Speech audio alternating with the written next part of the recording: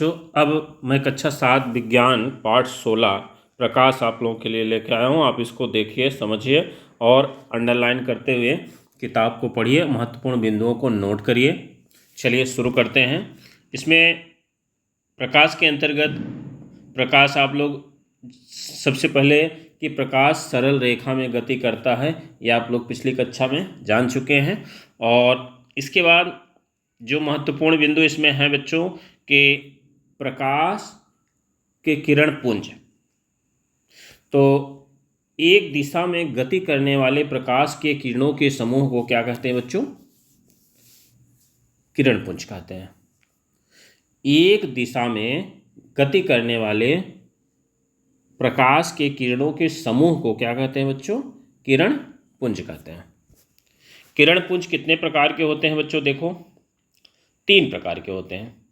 पहला समांतर प्रकाश किरण पुंज, जिस प्रकार किरण पुंज की प्रत्येक किरण परस्पर समांतर रहेंगे उसे समांतर प्रकाश किरण पुंज कहेंगे। चित्र अब आप लोग देखिए, इसमें कोई भी किरण कभी आपस में मिलेंगी नहीं।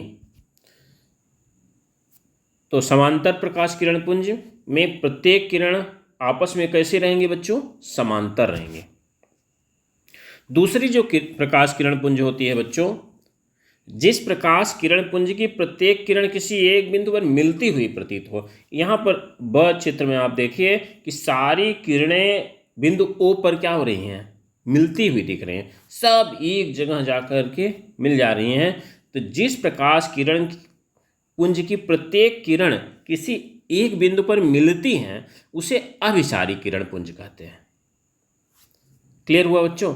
अभिसारी किरण पुंज में सभी एक जगह एक बिंदु पर मिल जाएंगे, अभिसारी प्रकाश किरण पुंज। अब आगे बढ़ते हैं। तीसरा किरण पुंज है बच्चों अपसारी प्रकाश किरण पुंज। अपसारी प्रकाश किरण पुंज में जिस प्रकाश किरण पुंज की प्रत्येक किरण किसी बिंदु से फैलती हुई प्रतीत होती हैं उसे अपसारी प्रकाश किरण पुंज कहते हैं। इसमें आप देखिए बिंदु O से सारी प्रकाश की किरणें फैल रही हैं, तो इसके कौन सी प्रकाश किरण पुंज कहेंगे बच्चों? अपसारी प्रकाश किरण पुंज।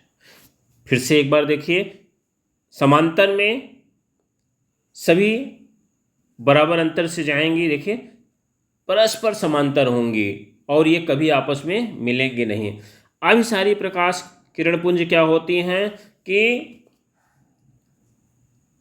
किसी एक बिंदु पर आकर के ये मिलती हैं, और अपसारी प्रकाश किरण पुंज में किसी एक बिंदु से फैलती हुई प्रतीत होती हैं, इसे अपसारी प्रकाश किरण पुंज कहते हैं। अब आगे बढ़ते हैं बच्चों, प्रकाश का परावर्तन। प्रकाश का परावर्तन क्या होता है कि प्रकाश किसी भी अगर दर्पण पे पड़ता है तो वह टकराकर उसी माध्यम में वापस लौटता है। ऐसी घटना को बच्चों कहते हैं प्रकाश का परावर्तन। आप लोग अगर कभी भी शीशे पे टार्च मारिए और देखिए कि वो टार्च जो लाइट आपकी शीशे पे जा रही है वापस वो लौटती है, इसी को बच्चों प्रकाश का परावर्तन कहते हैं। तो इसकी परिभाषा आप लोग जो अंडरलाइन है इसको आप लोग लिख लीजिए कॉपी में। प्रकाश की किरण का किसी पृष्ठ से टकराकर उसी माध्यम में वापस लौटने की घटना प्रकाश का परावर्तन कहलाती है। फिर से इसको समझिए, प्रकाश की किरण का किसी पृष्ठ से टकराकर, अब वो पृष्ठ केवल शीशा ही नहीं हो सकता, दीवार से भी टकरा करके वापस लौटना, ये प्रकाश का परावर्तन कहलाता है। अब प्रकाश की किरण जब किसी सतह पे पड़ती है तो बच्चों 3 प्रकार की घटनाएं होती हैं। पहली घटना क्या होती है? वस्तु द्वारा प्रकाश ऊर्जा का अवशोषण। सारी प्रकाश ऊर्जा का परावर्तन नहीं होता, कुछ ऊर्जा का अवशोषण। अगर शीशा है तो ज़्यादा से ज़्यादा परावर्तित हो जाता है, और दीवार है तो उसमें ज़्यादा से ज़्यादा अवशोषण हो जाता है। दूसरा क्या होता है? वस्तु से प्रकाश ऊर्जा का पारगमन।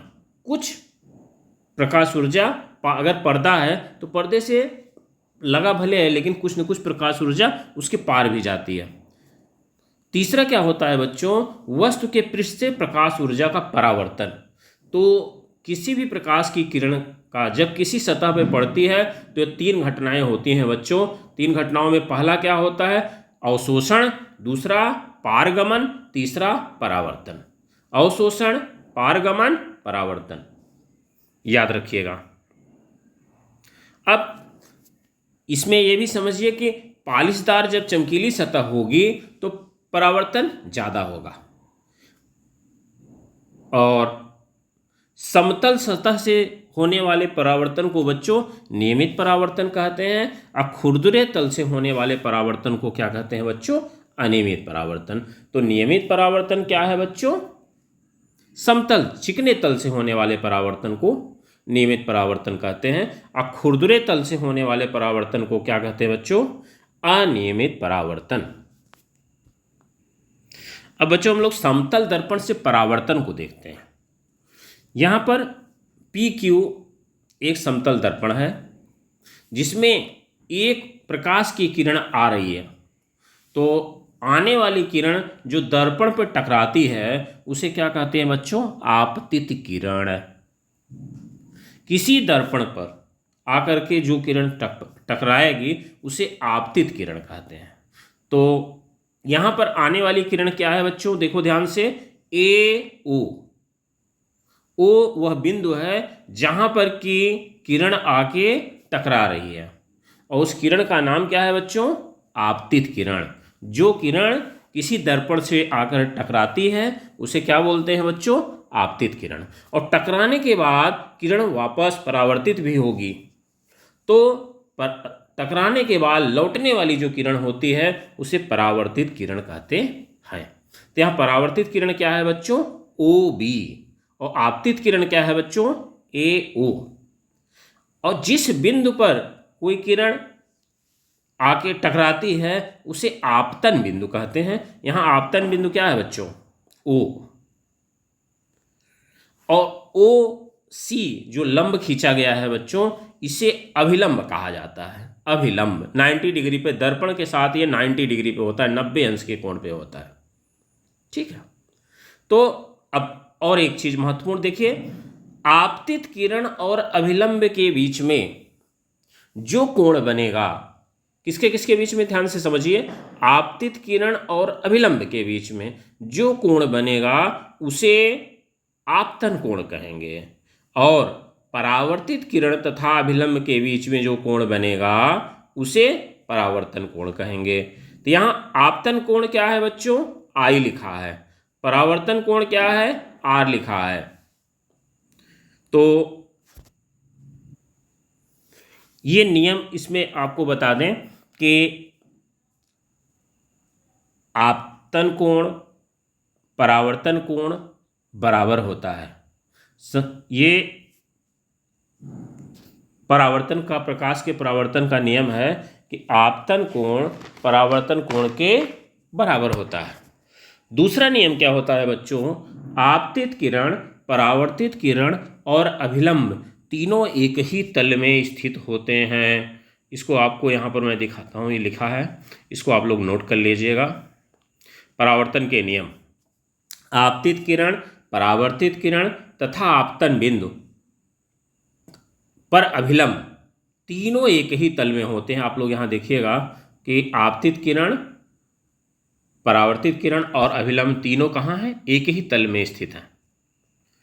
और दूसरा, आपतन कोण परावर्तन कोण के बराबर होता है, एंगल I बराबर एंगल R के। चलिए अब हम लोग देखते हैं प्रतिबिंब में क्या होता है बच्चों। तो जब हम किसी समतल दर्पण के सामने खड़े होते हैं तो समतल दर्पण के सामने हमारा चित्र जो दिखाई देता है, और यहाँ समतल दर्पण की बात, आप लोग शीशा, चाहे श्रृंगारदान का शीशा हो, चाहे आप जिससे अपना बाल झाड़ते हैं, ये समतल दर्पण होते हैं। तो इसके सामने जब हम खड़े होते हैं या इसमें देखते हैं तो हमारा जो चित्र दिखाई देता है बच्चों, उसी को प्रतिबिंब कहते हैं। अब प्रतिबिंब क्लियर हो गया। प्रतिबिंब जो हम लोग शीशे के सामने अपना चेहरा देखते हैं तो वो चेहरा जो है हमारा प्रतिबिंब होता है। प्रतिबिंब के बनने के आधार पर इसे हम दो वर्गों में वर्गीकृत किया गया है, वास्तविक प्रतिबिंब और आभासी प्रतिबिंब। बहुत ध्यान से समझिएगा ये इस बात को कि वास्तविक प्रतिबिंब कब बनता है और आभासी प्रतिबिंब कब बनता है। जब किसी वस्तु से परावर्तित होकर आने वाली प्रकाश की किरणें वास्तव में किसी स्थान पर मिलती हैं, तब वास्तविक प्रतिबिंब बनता है। जब, फिर से इसको समझिएगा, जब किसी वस्तु से परावर्तित होकर आने वाली प्रकाश की किरणें वास्तव में किसी स्थान पर मिलती हैं, तब वास्तविक प्रतिबिंब बनता है।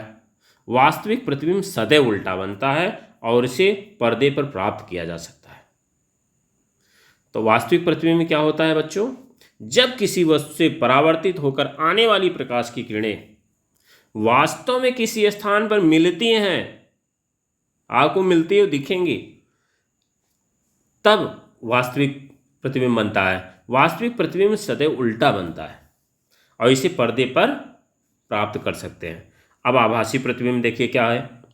जब किसी वस्तु से परावर्तित होकर आने वाली प्रकाश की किरणें किसी स्थान पर वास्तव में नहीं मिलती हैं, पर वे आभासी रूप से मिलती हुई प्रतीत होती हैं, तब आभासी प्रतिबिंब बनता है। इसे पर्दे पर प्राप्त नहीं किया जा सकता। समतल दर्पण में बनने वाला प्रतिबिंब आभासी प्रतिबिंब है। अब इस चीज़ को आपको समझाने का इसमें प्रयास किया गया है किताब में। आप लोग इसको देखिएगा कि समतल दर्पण में बनने वाला प्रतिबिंब आभासी क्यों होता है। चलिए हम लोग इसको देखते हैं।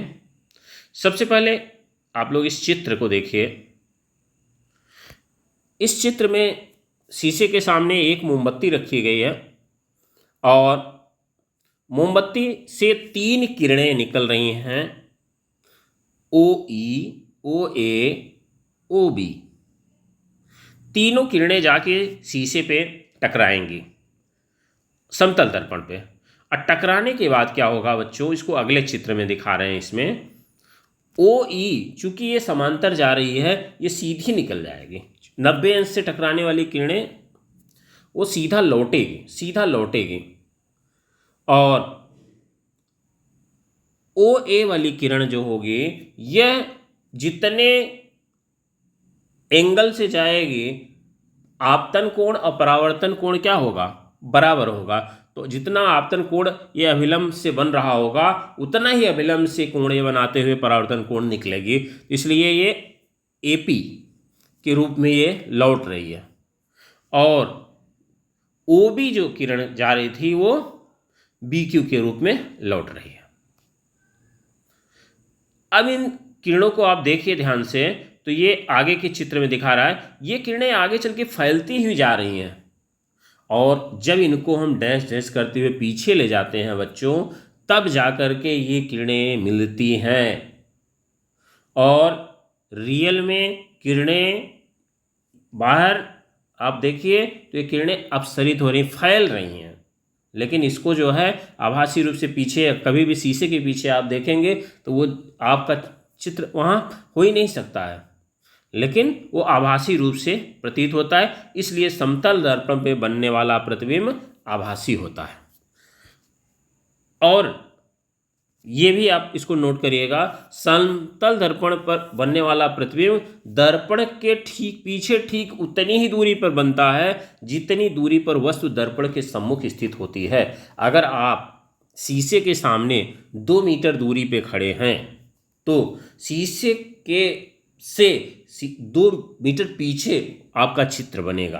तो मतलब आप जहाँ खड़े हैं वहाँ से आपका प्रतिबिंब कितनी दूर पे बनेगा? 2 मीटर पे तो आप खुद ही खड़े हैं और 2 मीटर और पीछे बनेगा शीशे से। तो इसका मतलब आप जहाँ खड़े हैं वहाँ से 4 मीटर दूरी पर आपका प्रतिबिंब बनेगा। क्लियर हुआ आपको बच्चों? दर्पण से जितनी दूरी पर आप खड़े होंगे, दर्पण से ठीक उतनी ही दूरी पर आपका प्रतिबिंब बनेगा। यही इसका कहने का मतलब है। दूसरी चीज, समतल दर्पण से बनने वाले प्रतिबिंब की लंबाई वस्तु की लंबाई के बराबर होती है।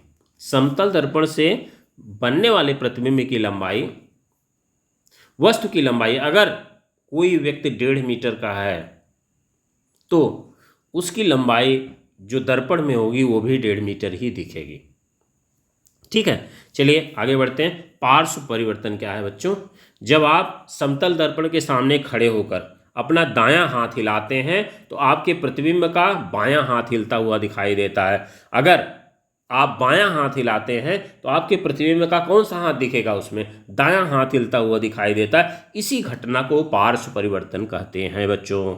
अब पार्श्व परिवर्तन आपको याद हो जाना चाहिए। समतल दर्पण के सामने खड़े होकर जब आप दायां हाथ हिलाते हैं तो आप देखिए शीशे के सामने खड़े होकर के लगेगा कि आपका बायां हाथ हिल रहा है, और अगर बायां हाथ हिलाएंगे तो उसमें दिखेगा आपको दाहिना हाथ हिल रहा है। इसी घटना को कहते हैं पार्श्व परिवर्तन। और इसका जो व्यवहारिक उपयोग होता है बच्चों, अस्पताल की गाड़ियों में एम्बुलेंस को उल्टा लिखते हैं, जिससे कि वो जो समतल दर्पण में अगर देखेगा तो उसको क्या दिखाई देगा? सीधा दिखाई देगा।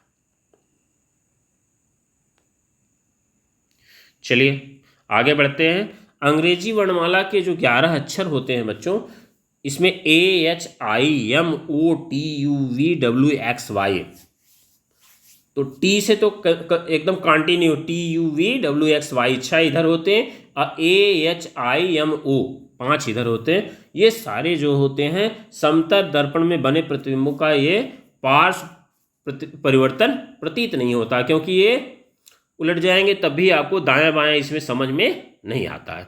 इस तरीके से बच्चों मैंने आप लोगों को समतल दर्पण में प्रतिबिंब समझाने का प्रयास किया है। आप लोग इसको ध्यान से कॉपी में लिखिए, नोट करिए, और अगले वीडियो में इसके पार्ट 2 में मैं आपको गोली दर्पण में अवतल और उत्तल दर्पण में आप लोगों को किस तरीके से प्रतिबिंब बनता हुआ दिखाई देता है उसको मैं बताने का प्रयास करता हूं। आप लोग इसको जरूर करिए, बहुत इंपॉर्टेंट चैप्टर है बच्चों। देखने के लिए बहुत बहुत धन्यवाद। आप लोग परीक्षा में सफल हों, इसी शुभकामनाओं के साथ ये वीडियो समाप्त करते हैं। Thank you. जय हिंद।